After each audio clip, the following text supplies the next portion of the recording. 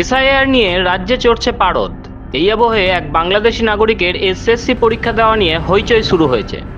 School service কমিশনের শিক্ষক নিয়োগ পরীক্ষায় অংশ নিয়েছেন এক বাংলাদেশি নাগরিক। এই তথ্য সামনে এনেছে কেন্দ্রীয় স্বরাষ্ট্র মন্ত্রকের নিয়ন্ত্রণাধীন ফরেনার্স রিজিওনাল রেজিস্ট্রেশন অর্গানাইজেশন অর্থাৎ FRRO। ইতিমধ্যে এ বিষয়ে তারা চিঠি পাঠিয়েছে নির্বাচন কমিশন ও এসএসসির কাছে। জানা যাচ্ছে, নদিয়ার তেহট্ট থানার বাসিন্দা স্বরূপ সরকার নামের এক ব্যক্তি গত 7 সেপ্টেম্বর নবম ও দশম শ্রেণীর শিক্ষক নিয়োগের পরীক্ষায় বসেছিলেন, কিন্তু পরে প্রকাশ পায় তিনি আদৌ ভারতের নাগরিক নন। অভিযোগ, অবৈধভাবে বাংলাদেশ থেকে এদেশে এসে দীর্ঘদিন ধরে বসবাস করছিলেন তিনি। FRRO ইতিমধ্যেই নির্বাচন কমিশনের সঙ্গে যোগাযোগ করেছে এ বিষয়ে। অন্যদিকে এসএসসির তরফ থেকে জানানো হয়েছে তারাও এই সংক্রান্ত একটি চিঠি পেয়েছে। নিয়ম অনুযায়ী নিয়োগপত্র দেওয়ার আগে প্রার্থীর সব নথিপত্র যাচাই করা হয়, আর সেই যাচাই প্রক্রিয়ায় যদি প্রমাণ মেলে যে প্রার্থী ভারতীয় নন, তবে তার আবেদনপত্র এবং অ্যাডমিট কার্ড দুটোই বাতিল করে দেওয়া হয়। যে তথ্য সামনে এসেছে সেখানে দেখা যাচ্ছে স্বরূপ সরকারের কাছে কৃষ্ণনগর গভর্নমেন্ট কলেজ এবং রবীন্দ্র ভারতী বিশ্ববিদ্যালয়ের শংসাপত্র ছিল। এখন সেই নথিগুলি আসল নাকি জাল তাও খতিয়ে দেখছে তদন্তকারী সংস্থা। বাংলাদেশ সীমানা লাগোয়া নাটনা পঞ্চায়েত, এখানেই একটি গ্রামে আত্মীয়ের বাড়িতে থাকতেন স্বরূপ। অভিযোগ, বেআইনিভাবে তার নাম ভোটার তালিকায় তোলা হয়েছিল। এ কাজে তাকে সাহায্য করেছিল জলঙ্গির এক ব্যক্তি।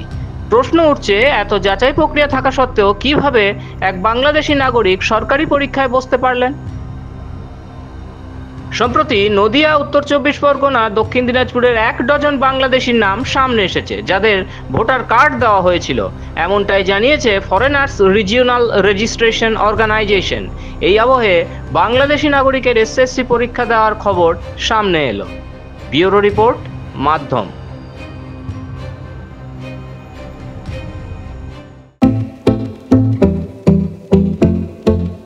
भारत के हृदय प्रदेश मध्य प्रदेश की धरती, जहां परंपरा और प्रगति का संगम है, और यहीं भोपाल में पहली बार आयोजित हुआ ग्लोबल इन्वेस्टर्स समिट 2025।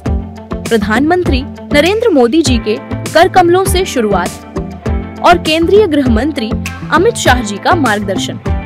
इसमें शामिल हुए 9 देश, 25,000 से अधिक निवेशक और 100 से ज्यादा विदेशी प्रतिनिधि। समिट में हुए 89 MOUs पर हस्ताक्षर, 600 से अधिक बीदोग और 5,000 प्लस बीदोग मीटिंग्स, 26 लाख करोड़ से ज्यादा निवेश, जिनसे 17 लाख से अधिक रोजगार सृजित होंगे।